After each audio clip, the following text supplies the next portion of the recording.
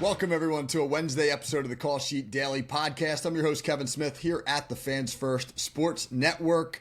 Wednesday is usually our Whiteboard Wednesday episode, and on Thursdays, we usually do State of the Franchise, but we're actually flip-flopping those two this week just due to the availability of some guests. So today, we'll do State of the Franchise, and my guest is a familiar face, right? An individual who I've been working with closely for the last 6 years over on the Steel Curtain Network doing the Here We Go podcast. But he is also now doing a lot of work on the Jacksonville Jaguars. He is the producer of the Jacksonville Jaguars Insider podcast here on Fans First. My partner in crime, Bryan Anthony Davis. Welcome, Bryan. Well, I am so glad to be here, KT, and this is a pleasure. And getting to talk about the Jacksonville Jaguars this week is interesting because they play the Pittsburgh Steelers in the first preseason game. And there's actually some interesting stuff going on there that I just learned in Coach Liam Coen's press conference today on collaborating with the Steelers before this game. So it's really interesting. I get the best of both worlds here, Kevin. No doubt, no doubt. And this is a new role for us, right? Because on the Here We Go show, you're usually kind of pitching the questions and I'm giving the answers. Well, we're going to do the opposite today with the Jaguars. So let's start with this, Brian. You know, Jacksonville's coming off a 4-13 season. A lot went wrong in 2024. You know, Doug Peterson lost his job, etc. Where do you start, man? Really, what went wrong for the Jaguars last year? Everything went wrong. The only thing that went right for the Jaguars was the fact that the Tennessee Titans were worse. But you had the injuries to Travis Hunter when he came back. Excuse me, not Travis Hunter, Trevor Lawrence. There's so many TRs in Jacksonville right now. But you had the injury. You had Doug Peterson's system that was getting stale. And you just did not have the right mojo. You had players going through the motions. And that's really what happened. You had Mac Jones as your starting quarterback for at least 7 games in that stretch.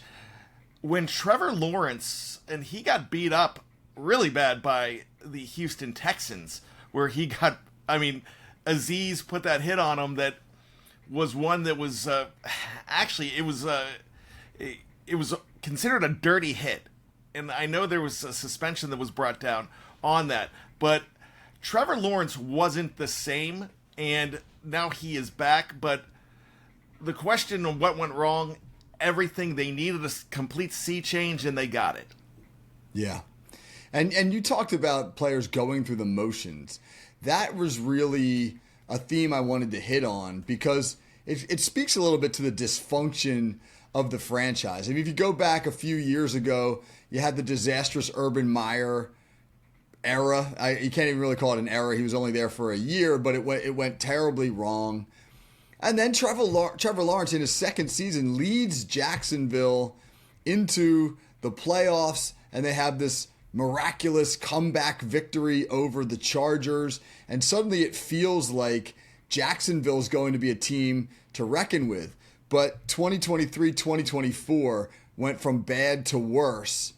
I mean, this is a franchise that gets farmed out to Europe a couple times a year for home games. There's not a rabid fan base by any stretch of the imagination in Jacksonville. It just feels like if you had to describe the franchise in a word, the word would be dysfunction. So my question to you is this then. Where do you start if you're going to try to fix the Jacksonville Jaguars? Before we start that, I want to bring up the word dysfunction. It's really interesting, KT, because in his press conference today, the question was asked to Trevor Lawrence on how do you clean up the dysfunction. And it seems like that's what they're doing. But they got started back in January when they brought in Liam Coen. Now, if you're going to be excited about anything, you're not going to be excited about Liam Coen because you don't know who he is. Now, in the past couple months, I'm finding out who he is, and I really think that a team that was trying to get Ben Johnson is better off getting a guy like Liam Coen. And if you want to know what Liam Coen can do for you, all you have to do is look down in Tampa, where he was the offensive coordinator last year. And he was there the year before helping out with Baker Mayfield. What he's done for Baker Mayfield's game and that entire offense has been phenomenal. They were fourth, third, and third in offensive standings last year. That includes being fourth overall in points, third overall in rushing. The rushing game has been abysmal, but they've got a good player in Travis Etienne, and you also have Tank Bigsby, your leading rusher, along with two other running backs that they're very excited about, Virginia Tech's Basil Tootin, and one that you know well from, I believe, I always want to say he played at Rutgers, but I believe he played in Syracuse. Was it LaQuint Allen at Syracuse? Yeah. So LaQuint Allen and Basil Tootin are both South Jersey guys, so South Jersey's in the house down there in Jacksonville. Absolutely. So you've got to think, Kevin, that what they're doing here in Jacksonville is bringing in an offense, especially a running game that just relies on more than one back, and they have the backs there to do it. They're very excited about these guys. It's just starting over, but it's a culture change, and they have a new general manager in James Gladstone as well, and that culture change starts with those two guys. But another guy I want to bring up, he's the only Jacksonville Jaguars Hall of Famer that you may know of. It was their first draft pick ever. Tony Baselli is back in a high executive role too, and he is putting his stamp on this team. So yeah, there's been dysfunction in the past. The Gruden thing, not the Gruden. Gruden was in camp today along with Tom Coughlin. They were there helping out and meeting the players. But the Urban Meyer situation was absolutely, it was, if I can be frank, a crap fest. And Trevor Lawrence has been dealing. This is going to be his third system, his fourth head coach. There was an interim head coach in between as well. So, he has been through the ringer. A lot of people are down on Trevor Lawrence, but with what he can do and with everything around him right now, this shapes up to be a comeback player of the year type campaign for Trevor Lawrence. It is true. They do have some pretty dynamic pieces at the skill positions on offense. And if Liam Coen can get Trevor Lawrence to minimize some of the mistakes that I think the Doug Peterson offense probably was a little too wide open, had him pushing the ball down the field a little too much. And if Liam Coen can confine him and get him to protect the football a little bit better, get him back to some of the things he was doing his first 2 years, then you have a recipe for success. What about the defense, though? I mean, they gave up almost 26 points a game last year. That was a bit of an issue. If you're surrendering 26 points a game, you're going to need a Cincinnati Bengals type offense, a shootout type offense to win football games. And while I think Jacksonville's pretty good on offense, they're not in that realm just yet. So obviously they've got an exciting new piece in the big draft pick, Travis Hunter, who currently is listed as a number 1 wide receiver and also as a number 2 corner on their depth chart. We'll talk about him in a minute, but what have they done defensively, or are they in good enough shape defensively to be able to improve upon where they were last year? Yes and no. There are some weaknesses there, but you also have some strengths. One of the problems last year on defense was the fact that they moved Eric Armstead. He's a guy that's never been to the Pro Bowl, but I always thought he was a Pro Bowler. That's how big a name he was. But they kept on trying to move him to the outside. And now they're moving him back in as a defensive tackle. And that's where he's going to excel more for this team. So that's something that you're going to look at right there. He's a little banged up right now, but that's just... it's really just some camp bumps and bruises. He will be back. I don't know if he plays this weekend. But they've got an absolute champion, a stalwart, a guy that I liken a lot. If you're a Pittsburgh Steelers fan, I liken him to Cam Hayward, because he's a dynamic rusher on the edge. but he is the leader of that defense. He had 17 and a half sacks in 2023, and he still was only fourth in the Defensive Player of the Year race. So, you have a guy there that can do it all. A lot of people don't know who Josh Hines Allen is because he came into the league in 2019, 7th overall pick as Josh Allen. And another guy was coming in around that time that we all know of, the MVP of the league for Buffalo, Josh Allen. So he put the Hines in there. He's now Josh Hines Allen, and he is really what makes that defense go. There's Trayvon Walker, another number 1 overall pick that is looking to break out. Trayvon Walker is already number 9 as far as the all-time leading sacker in Jacksonville Jaguars history.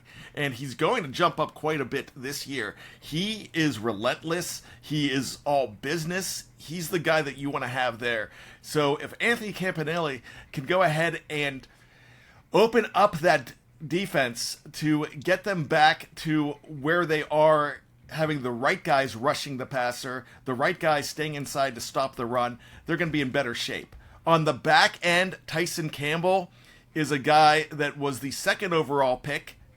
Excuse me, not second overall pick, the second pick in the 2021 draft in the second round. They actually had 2 first-rounders that year, Lawrence and Etienne. And Campbell was still there too. Very good defensive back, but they brought in a guy that you've got to be excited about, and it's Jordan Lewis. Liam Coen talked about him today. Jordan Lewis, late of the Cowboys, also a Michigan Wolverine from way back, I believe, drafted in the 2017 draft. He is a guy that is going to really help out. Those corners all of a sudden are very, very good. The safety group, they brought Eric Murray in, but the safety group is a little more suspect, but they have some guys there. They brought in another defensive back named Caleb Ransaw in the draft. Ransaw is banged up right now, but he's a guy that could really help out. Where I think this team is a little weak is right smack dab in the middle with the linebacking unit, the inside linebackers. You have Foy Oluokun. I always struggle with that name. I apologize. And you also have Ventrell Miller. They're good, but if they can hold things down in the middle, this is going to be a much improved defense.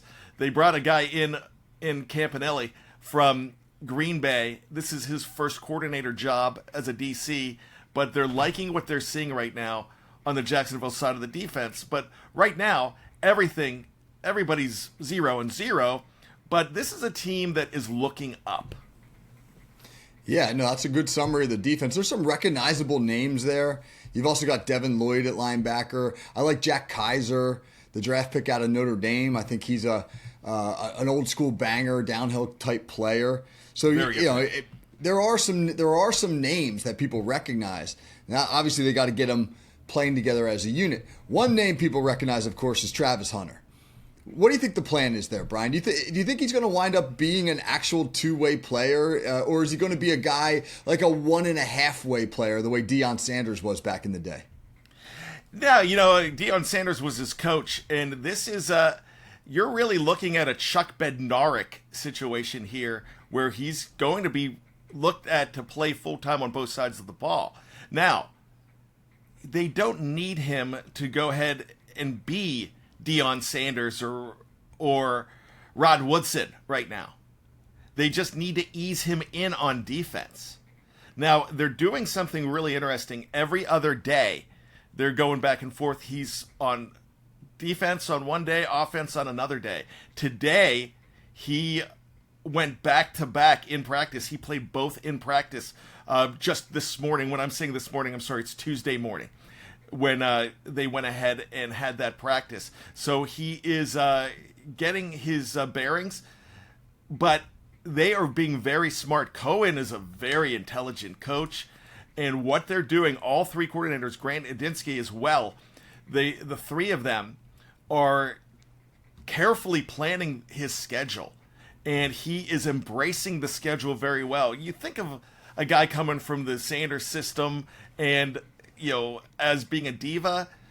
Travis Hunter really isn't. This guy is a business guy. He's embracing it. They like everything they've seen out of him.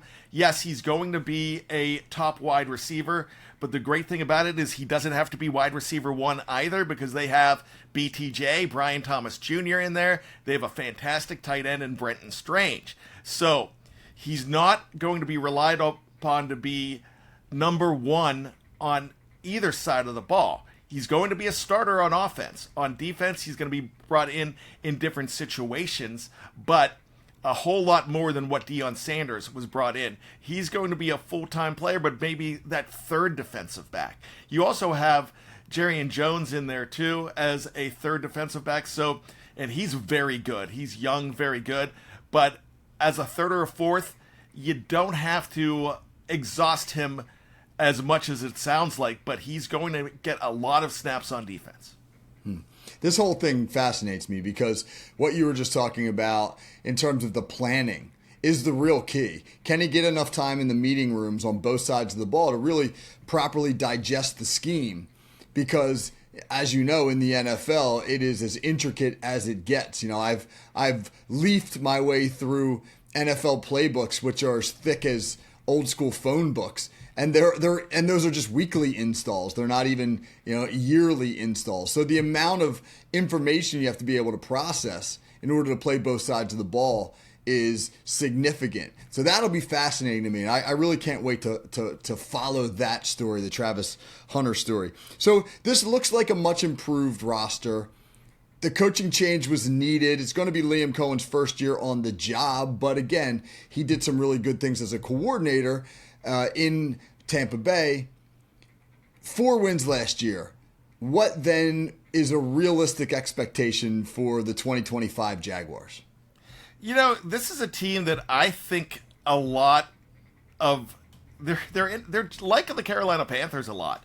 They were both third place teams just because another team in their division was just so bad, and I'm talking about the New Orleans Saints there when I'm talking about the Panthers. But they could both go third to first. And if you got to look at the division as a whole here, but if I'm being realistic about this team, it is a very tough schedule. That third place schedule is tough because you do have to play an upstart team in week 1 like the Carolina Panthers. Then you have the entire AFC West that you're playing. And top to bottom, the AFC West is very good. That includes the last place Las Vegas Raiders. But you've got the Chargers, you've got the Chiefs on Monday Night Football in week 5, and you also have the Denver Broncos, who were an upstart team too. So you have those teams that you're playing. You're going to go ahead and have to face not only the AFC West, but the NFC West. And that means you have to deal with the 49ers, the Seahawks, the Cardinals, and the Rams. The Rams just brought back Kyron Williams on an extension today. If they can get Matthew Stafford back from that back injury, they're going to be better. So it's a very tough schedule. I'm going to go ahead and be conservative here, saying that the ceiling right now, the absolute ceiling is 10-7. But if they can get to 9-8, it will be a blockbuster year. I'm thinking more 8-9, but that doubles their win total. But in that division that they're in, my gosh, they've got opportunities because Houston might be going backwards, especially with that offensive line. You have the Titans, who they have Cam Ward, but they arguably have one of the worst head coaches right now in the NFL in Brian Callahan. He is not really handling the mail there. I think this is a make or break year for him. Your receivers are two not journeymen, but two long in the tooth veterans. And we're looking at Tyler Lockett. We're looking at Calvin Ridley. They're very good, but do they still have the juice? And then the Indianapolis Colts, that quarterback situation, they can say how excited they are about Anthony Richardson, but that quarterback situation between him and Daniel Jones is absolutely, it's one of the worst in the leagues, the worst situations that they have going there. So if they can steal some wins, they could steal that division. I doubt it. They are not a wild card team. Their only chance is to win a bad division. Interesting. Doubling the win total, I would think. I don't care who you are. Unless you're going from 1 to 2, you double the win total, then that feels like a successful season. So even if they could just get to 7 or 8 wins, I would think that would be significant for Jacksonville. I'll get you out of here on this, Bryan. I asked this question of every guest on our State of the Franchise show. Tell me, what other team, what rival do Jacksonville fans, provided we can find any, do Jacksonville fans just dislike the most? For whom do they hold the great grudge? The fans are there. They just need a reason to come back, and I think they're starting to get that reason.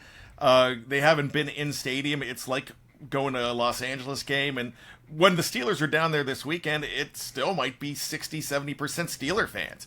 But the Steelers are absolutely a rival of this team, but not like the Tennessee Titans. And the reason I bring up both of them is because they were old AFC Central foes back starting in 1995 all the way up through the 2001 season. And that is, now they're also in the same division. They do have hatred. John Shipley had a podcast on the Jacksonville Jaguars Insider podcast about their greatest rival, and he did say that it was the Tennessee Titans, and they do have hatred for one another. And also, if you look back to, I think it was 2023. Yeah, it was 23. Either that or 22. I'm not sure, but the Titans were so bad, but they knocked them out of the playoff race. This was the 23 season. And they knocked them out on the final game, upset them, and kept them out of the playoffs. And that's one of the reasons that the Steelers and another team had a chance to sneak in. But they had a good year in 23 as well, but missed the playoffs because the Titans knocked them out.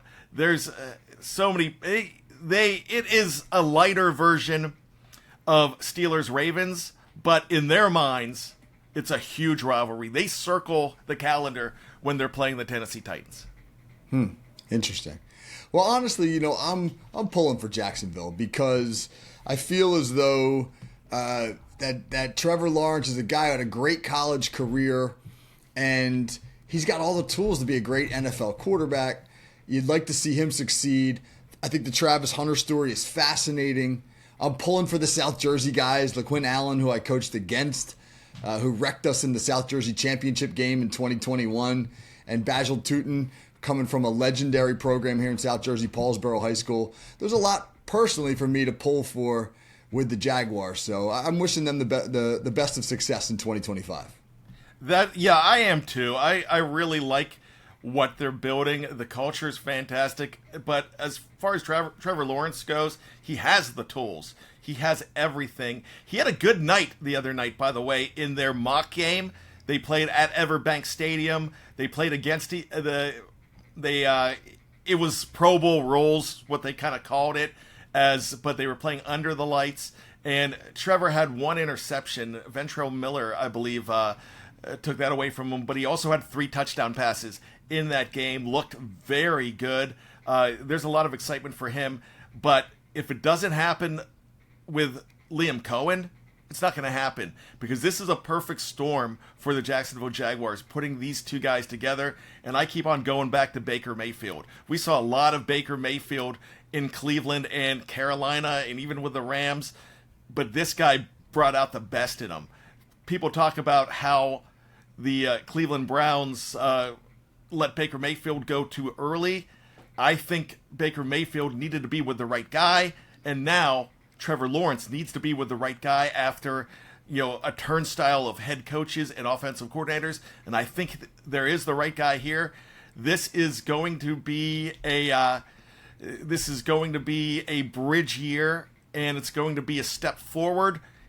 I doubt it's going to be a playoff season, but this time next year, we're going to be talking about them as a viable playoff contender if these two are indeed on the same page, Kevin. Bryan, great stuff. Appreciate your input and your insight on the Jaguars. Thanks so much for coming on. Thanks for having me. I appreciate it. Yeah, and I'll see you soon on Here We Go. You got it. All right, that's our State of the Franchise show. So join me tomorrow. It's Whiteboard Wednesday, even though tomorrow is Thursday. Whiteboard Thursday doesn't quite have the same ring. But my guest will be Zach Davis, head football coach at Queens Anne County High School in Maryland. He has been a head coach at multiple high schools throughout his head coaching career. And we're going to have a really interesting topic, and the topic is the calculations that coaches need to make when they decide to move schools and take new jobs. And then how do you establish your system and your culture at a new location? Really interesting, because I think most coaches know the coaching life is a transient one. You move from place to place. So we're going to talk to an excellent head coach, Zach Davis, about that process. Until then, hope everybody has a great day, and I'll catch you tomorrow. Take care.